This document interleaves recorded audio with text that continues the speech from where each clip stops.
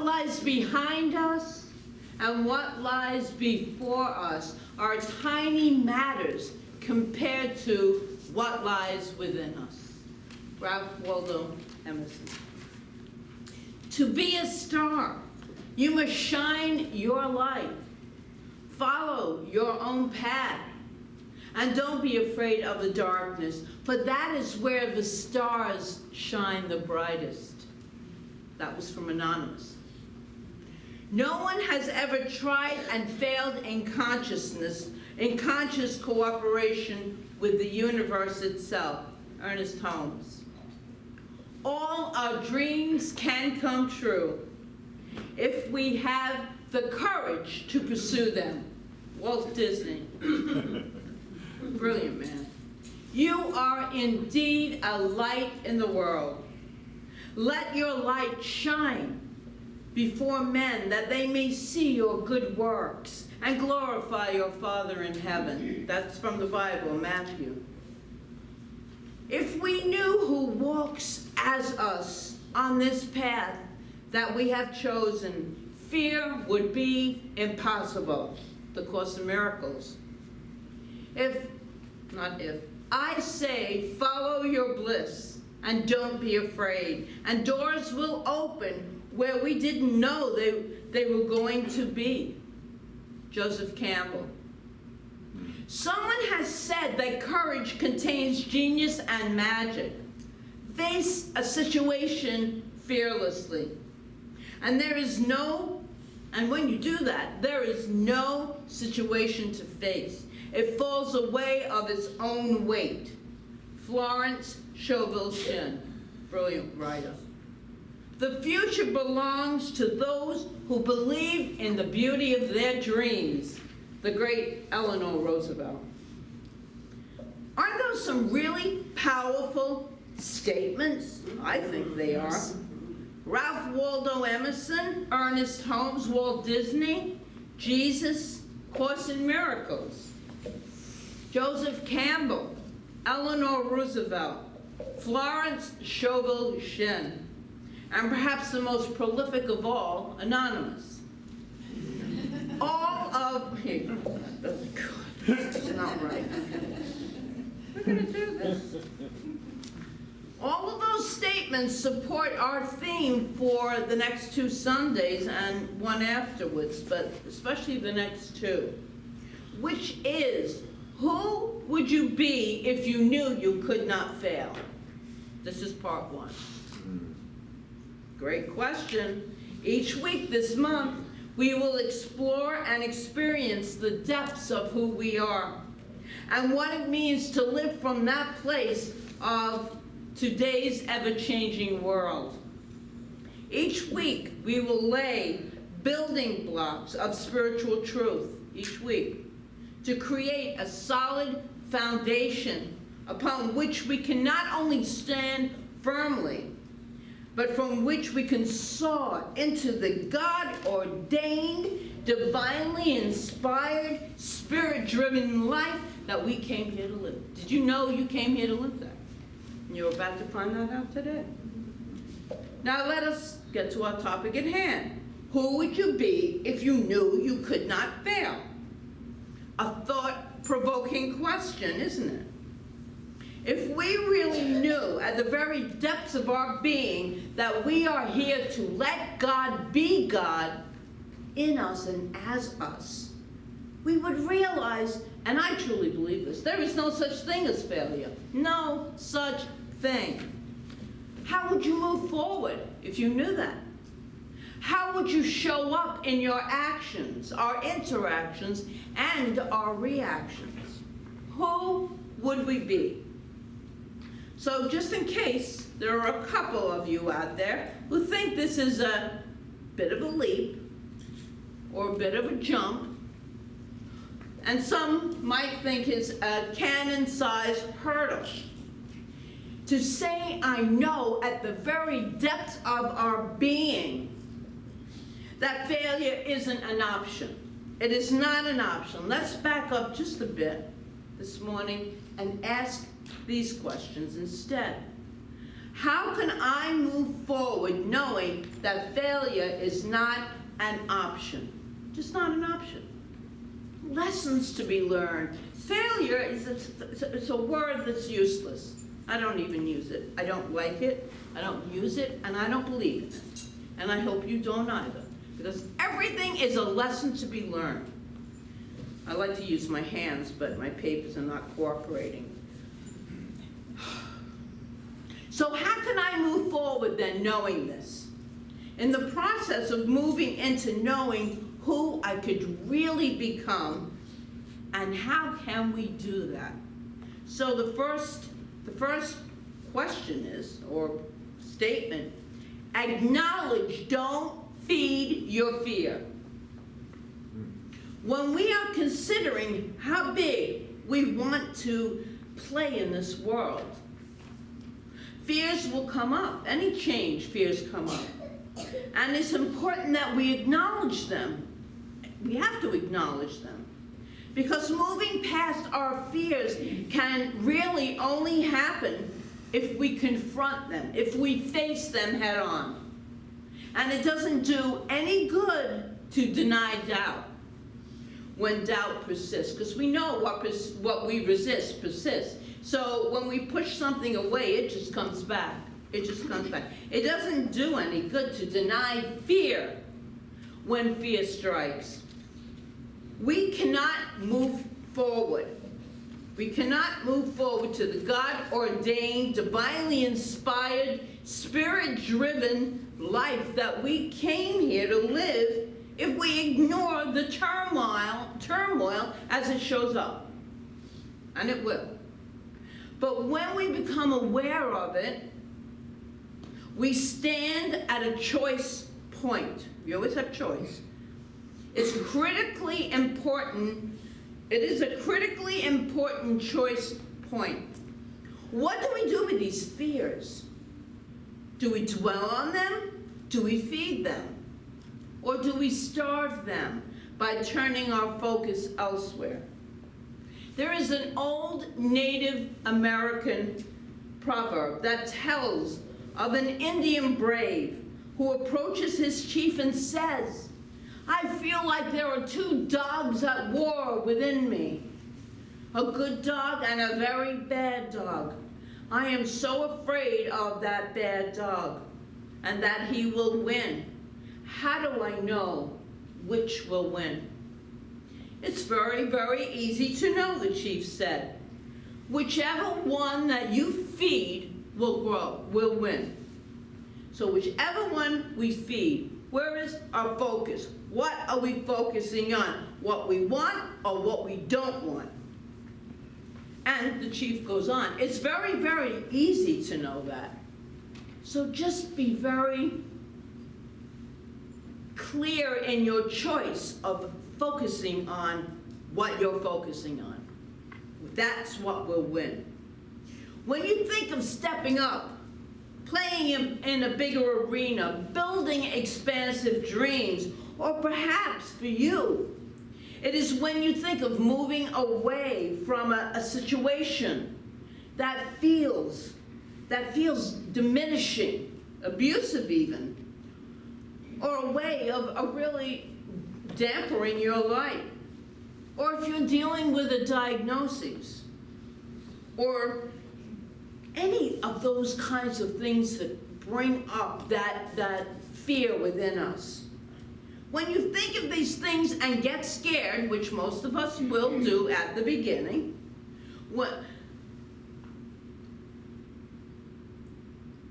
do you acknowledge your own feelings and then move on? Do you acknowledge it? Or do you try, you think it's spiritual, to hide it? Or do you acknowledge them and invite them in to pull up a chair, sit down, and offer them a 7-course meal? Who are you entertaining in your life? Who are you entertaining within yourself? What gets nourished with your attention grows. What you're feeding with your energy of thoughts becomes the experiences of your life. That's how we create. experiences through our choice. Stuff is going to happen. Where it comes from, how we brought it about, it's going to happen. How are we responding to it? That's the important, that will make all the difference in the outcome, absolutely and completely. So are you feeding your dreams and desires, or are you feeding your doubt? Your fears will fulfill your life. That's what will happen. If you regularly feed your fears, you will not live the life that you were meant to be here to live. So quit feeding them, and instead feel the fulfillment of life by developing your faith. Know that it is a powerful good that is always there to guide us, to protect us, to bring about what looks like miracles to us but is natural in the universal mind when we focus on the faith part. And that brings us to the second part of moving forward. Replace fear with faith. On the majestic entrance of the huge cathedral in Europe is carved, "Fear knocked at the door. Faith answered it. No one was there." That's how powerful faith is. True faith, no matter what. Faith that there is a powerful good that is for us all of the time. Ernest Holmes in Science of Mind wrote, "Our part is to be ready and willing to be guided into truth and liberty. All doubt and fear must go, and in their place must come faith and confidence. For we shall be led by the Spirit into all good." That's Ernest Holmes. The book of Matthew contains a powerful story that we're going to get into about fear and faith. Some of you know this story. It's Peter and the 11 other disciples of Jesus, all experienced sailors, set out one afternoon to cross the Sea of Galilee. Now, this Sea of Galilee is only 7 miles wide, so it's a pretty small body of water. But during the crossing, a howling storm arose, sending great waves crashing against their boat. Soaking wet, the disciples were stuck in the middle of the sea, fearing for their lives when they spotted Jesus walking along on the water. To them, they thought it was a ghost. But immediately, he spoke to them, "Be of good cheer.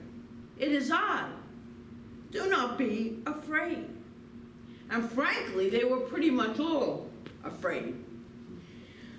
But Peter, the bravest of the bunch, answered him and said, "Lord, if it is you, command me to come to you on the water." So Jesus said, "Come." And when Peter had come down out of the boat, he walked on the water to go to Jesus. But when he saw the wind that was very boisterous, he was afraid. He was afraid and was beginning to sink. He cried out, saying, "Lord, save me." And immediately Jesus stretched out his hand and caught him and said to him, "O you of little faith, why did you doubt?" And when they got into the boat, the wind ceased. Now there are many interpretations of this story that people believe. That the message is that if you lose your faith, not only does Jesus scold you, but splash, you sink underwater. And perhaps the true meaning of this story is a little bit deeper, especially for us in New Thought. When we are trying to stay afloat in a rocking boat, which is what we cling to, thinking we'll be safe, Something greater calls us to step out. This isn't like stepping out onto a sidewalk. You're being called to step out where you cannot see, where no solid ground exists beneath you. Only a fool would not be afraid. Peter, however, feeds his faith. He says, Lord, if it is you, command me to come to you. He asks his Creator for direction. Do we not ask for divine guidance? And if we don't, we should, because that is the greatest gift we can give ourselves. To be divinely guided and believe that we are being divinely guided. To step out where no solid ground seems to exist. Command me to come to you, said Peter. He asked the Creator for this direction, just as you invite guidance and direction from Spirit. And Jesus replies, come to me. Focusing on Jesus, Peter puts one leg out, then the other, and he actually walks on the water. Then the Bible says, he saw the wind was boisterous, and at that moment, Peter fed his fear of drowning more than his faith in Jesus. And he starts to go down. Just as any of us sink when we are overcome with fear. You know that when you have fear take over and it feels like it's completely taking over your physical body and mind, it's almost impossible to have a rational thought. What are we feeding? There are two more key points to this story that are often missed. One, Peter immediately asked for help. He asked for help. He called out to Jesus, and instantly, Jesus responded. When you begin feeding your fear, ask for help. You're not alone. We had a wonderful, 5-hour workshop yesterday. It was fantastic foundation workshop, and we really got into what are we focusing on, because what we are focusing on really, really grows. So if we're overcome by fear, we are not going to succeed in whatever it is that we truly want. And there is all that power within us that will support and guide us all of the time. Jesus responded to Peter, when you begin feeding your fear, ask for help. The Spirit of God will not hold you back when you ask authentically. When you truly surrender, I let go, I let God, I let the divine give me all the answers, the directions, the protection. It will happen. It will happen. If you don't believe me, try it for yourself, because it will happen. Remember Ernest Holmes' words. I quoted them a moment ago. We shall be led by the Spirit into all good. Not only reach out to God, but reach out to others. Reach out to others who you know will support you. And two, we tend to forget this point. For a few moments at least, Peter did walk on the water. People forget that. That's a miracle. Many have criticized Peter for losing his faith, for sinking. But remember, he was the only one of those 12 willing to get out of the boat. He had the courage. None of the others did. They just sat there.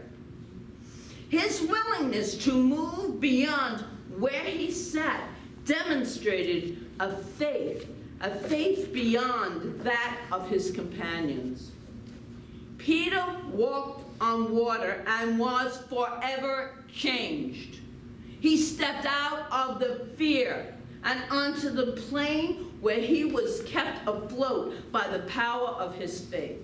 He believed. He had the faith. Peter did not fail. he moved one step closer into his greater self. And we all have a greater self within us, each and every one of us. Now, come back to dry land and imagine your intention for your expanded life is being challenged. It's being challenged by fear. Look at those fears. Look at those fears, and how can you replace them with words and feelings of faith? They will support you and nourish your life. And how about remembering these that I opened with? Because I think these quotes are so powerful. What lies behind you, what lies before you are tiny matters compared to what lies within you. Emerson, love it.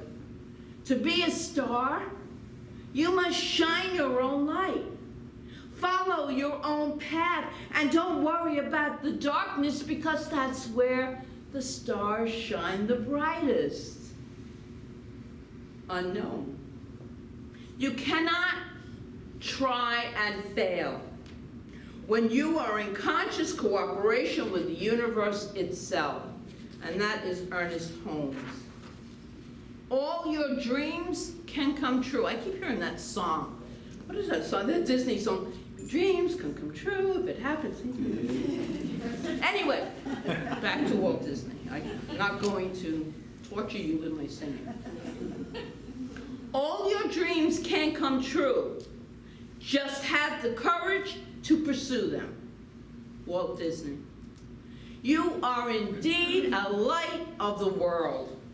Let your light so shine before men that they may see your good works and glorify your Father in heaven. From the Bible, Matthew. If you knew who walks as you on this path that you have chosen, fear would be impossible. Course in Miracles. Follow your bliss. You don't have to be afraid. And doors will open where you didn't know they were going to be. And we know that that is true. When we step into the unknown and surrender and allow divine guidance to happen, doors open that we could never possibly have planned or known about. It is absolutely amazing. These truth teachings really are a great way to live life. They really are. They beat the option, which is, I don't know what to do. You know, let me go someone up and they'll give me wrong information anyway. You know, the way it was before we found these teachings, I know for me, it's like such a gift and a blessing to know I don't have to do it all myself. God is showing up as me, in me, through me, and guiding me. And it's so much better, so much easier. Someone has said that courage contains genius and magic. Face a situation fearlessly, and then there is no situation to face. It falls away of its own weight. You've noticed, as Florence Scovel Shinn, we have noticed that when we take our attention away from situations and conditions, they change. They will always change. They will never remain the same. But that divine light within us is permanent, unalterable. It is the power that we have that maybe we didn't even know we had. It's incredible what we can accomplish in life. Just to be happy in life, to feel more joy and have more fun in life. The future belongs to those who believe in the beauty of their dreams. Eleanor Roosevelt. So remember these, my friends. Remember, trust, have faith in the universal support, because it overcomes and casts out fear. Failure is not an option. It just isn't. Peter did not fail, not even for a second. He moved one step closer to his greatest self. So I am inviting all of us to remember that we can each soar into the God-ordained, divinely inspired, spirit-driven life that we all came here to live. And so it is.